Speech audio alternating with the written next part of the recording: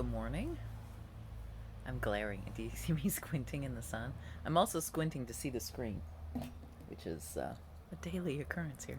So today I took you on a little walkabout in the garden just to see a couple of things, but it inspired me to dig in and get started on digging up the garden, which is desperately needed. We're plenty warm enough for me to be planting stuff. To assess the winter damage of the onions, because I leave my onions in. We're a mild enough climate. Yes, if we get a hard freeze, they're all going to go, and I did lose some.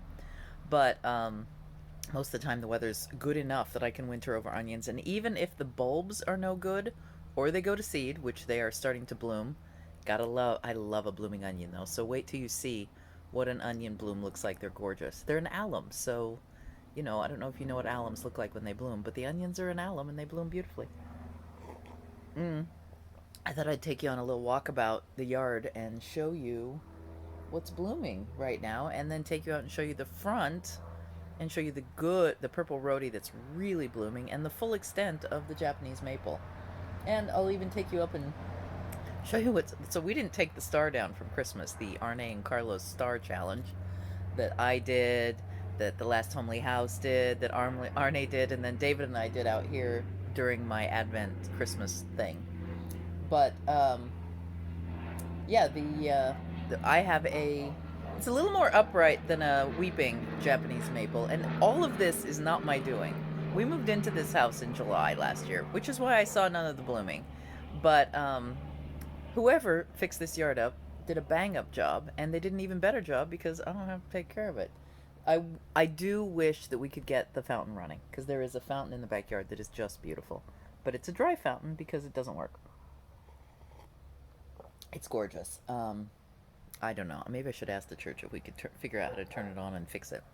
But I'm going to walk you around, show you the status of the blooming here, show you what I've done to the garden. Sometime today, after I have some wholesale orders to pack. I have yesterday's video to upload because I got busy doing a pattern write up last night, and it needs to be done. It's overdue. And and we also went and looked at the outside of a house that is now on our rejection pile. Mm. So I did all those things yesterday instead of getting this video edited getting that yesterday's video edited and up. So the few of you who are there for me, I ought to do a live stream someday. So I'm going to take you on a walkabout, and I'm going to show you the garden, and then that will be today's video. I'll also come back and say goodbye. All right, I'm going to take you on a little tour. There is a red Japanese maple. This one's not lace leaf. And then a few little shrubs. Ooh, I don't come out in the front very much because we drive into the garage. But these might be, oh yeah, they do look like tiger lilies. So these might be a stand of small tiger lilies. I'll have to have a look at those later in the season. And some shrubs, a volunteer maple, a little bit of evergreen, weeping evergreen. Portland in the Northwest, we can grow pretty much anything. There's a blue spruce. Here's a lovely red lace leaf maple. Show you a little peek under here. There she is. It's a lovely old lady. Lovely little lady. So gorgeous. I'll step back so you can see it. So it's very large. Ooh, still going. I have to get back about 10 feet to get you a view of this little lady. So very large, very large. It's probably a good 10 feet, 15 feet across. It's very big. And then some variegated holly. The one thing about the Northwest is that we are sort of the heartland of nursery stock. So all of these plants that you end up getting at your nursery are grown here from young beginning. Little evergreen bush shrub, some edging. And what you're looking at is the church parking lot. I think I may have shown you that before. There's a little beautiful red rhodie over there by the front entrance to the churchyard. And then here is a lovely fuchsia, bright fuchsia rhododendron. And it hasn't dropped anything yet, so hasn't been in bloom for very long.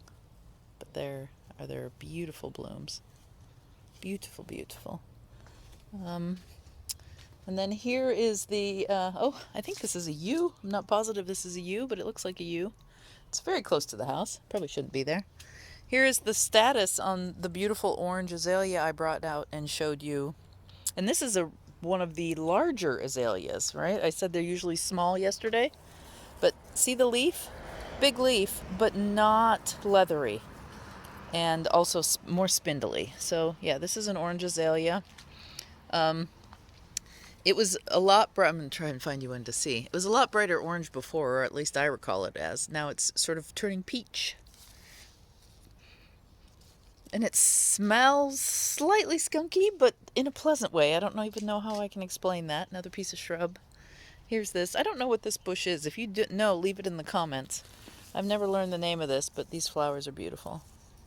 They look like little, trying to think of the name of there's little shrubs that you can get that look the same, but this is definitely a bush.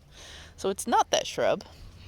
And then here is the gorgeous purple rhodie. Again, leathery leaves, but it's beautiful. Very beautiful purple. Bit of tropical over there. And then across my driveway, this is the way we usually normally come into the house, so I don't really look at the front more. Oh, I didn't even realize. I turn around here a lot to get out because this is so this is my side yard. We usually come in this way, so I see a bit more of this. There's another lace leaf maple, and I don't know what kind of evergreen. I don't know my evergreen tree varieties as much as I know the ones. A little bit of dry bed look and some grasses.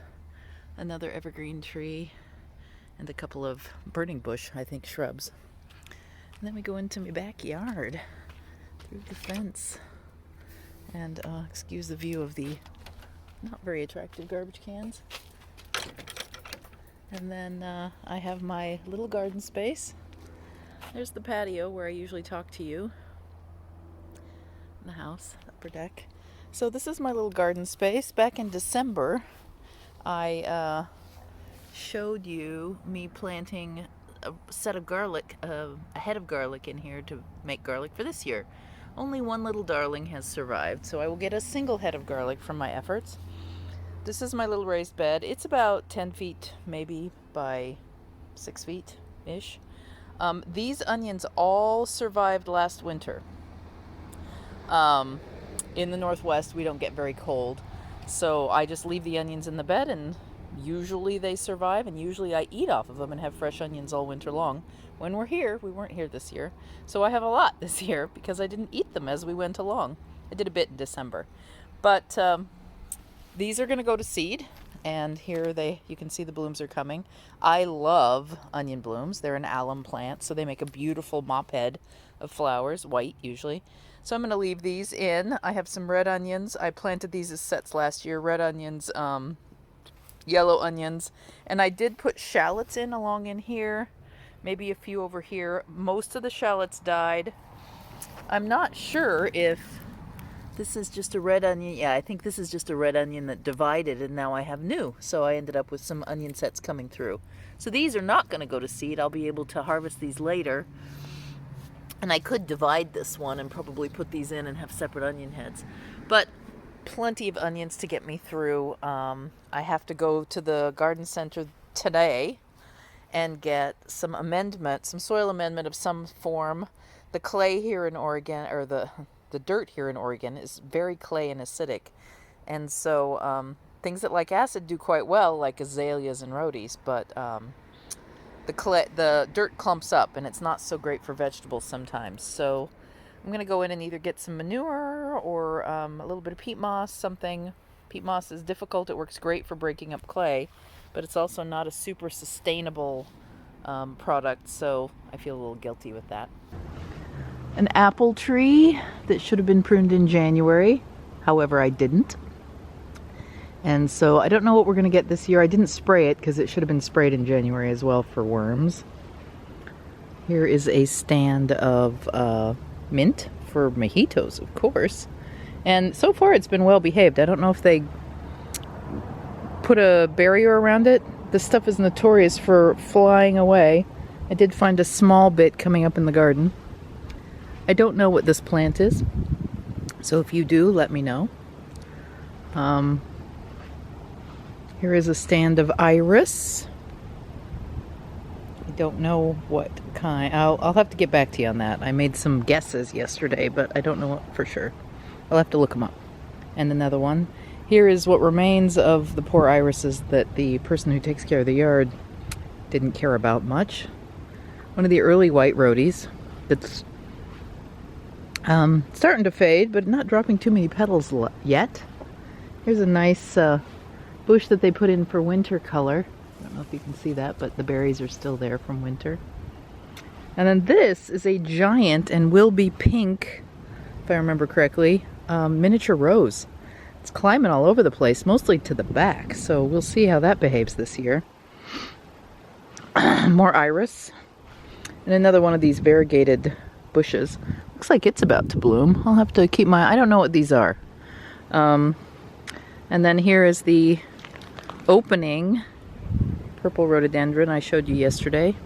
The azalea. When the dogs come to visit. Here is a peony that's getting ready to burst forth. So that's going to be quite the beauty pretty soon. And these cut well and come in the house, so I'll be able to cut these. Azaleas and rhodies don't cut as well. Here is that I just discovered this. I didn't realize this was here, and maybe I'm too late. I don't know if I think this is it. This is a dogwood. Dogwoods are native to the Northwest, but clearly there have been lots of hybrids. And this is one of those, I would imagine, because you can see them as you drive through the forests. And then this is the dried fountain that at one time probably was a proper fountain. Well, it was, because I know the equipment's back there. I'd love to turn it on and see what it looks like when it's running. But, you know, maybe someday we can figure that out. I think this is unanimous, and then this is a sword fern that they grow natural wild here. Oh, there's a hostas back in there too. We'll see how the hostas come along. I'm going to walk in here to show you the green lace leaf maple. These are somewhat rare, these green ones. They're definitely more expensive in the garden centers. But this one is an upright variety, not a weeping. It's very pretty. If you look through the leaves, you can see the star that we did not take down after Christmas. So it's back there. I kind of like it, actually. We did the Arne and Carlos and Last Homely House Star Challenge during Advent. Beautiful little bushes. I believe another unanimous, and that is too, but a different kind. Looks like a little weeding needs to happen in here. And then, boy, that might be a boxwood. Let's go look.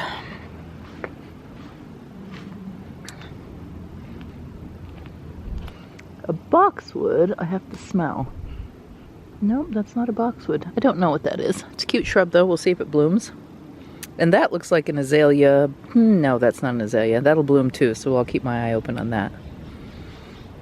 And then the iris that will be blooming soon. Oh, and here's some old sad bearded irises that aren't quite dead, but they're also not thriving. This is going to bloom because that is a bloom ready to happen there. So we'll at least get one off this. And then this is what divides us from the church field and their storage and well house, because our yard is irrigated with well water. Down the side again, this is another side entrance. These are like a hibiscus shrub, and here and then all along the fence are these very pruned up that in the fall grow like a hibiscus look flower, but they're not. I don't think they are hibiscus, so I don't know what those are either. Here's another miniature rose that is struggling to survive, and another fuchsia rhododendron that's just coming on, and some dusty miller, and a very sick red rhododendron. These pots right here, this one, and then there's one over there with my tomato next to it, and you get to see my somewhat disheveled patio. We bought these we bought on our honeymoon. We took a road trip down into California and into Mexico, and in San Diego we bought these. and carried them home in the back seat of the car. And every year since, I've planted my summer plants in them. I keep miniature daffodil bulbs. Oh, and you're going to get to see the dog. He wants some photo op time. I put miniature daffodil bulbs in them, and they come up first thing in the spring. And then after they're done, I pull them all and I go get summer plants, usually geraniums, maybe petunias. It varies from year to year. Usually geraniums, though. I really like geraniums. And plant out my two little summer pots. And then you've seen her before because I carried her home. There she is, my lady from Arizona. Let's get her in there, my lady from Arizona. And that's it.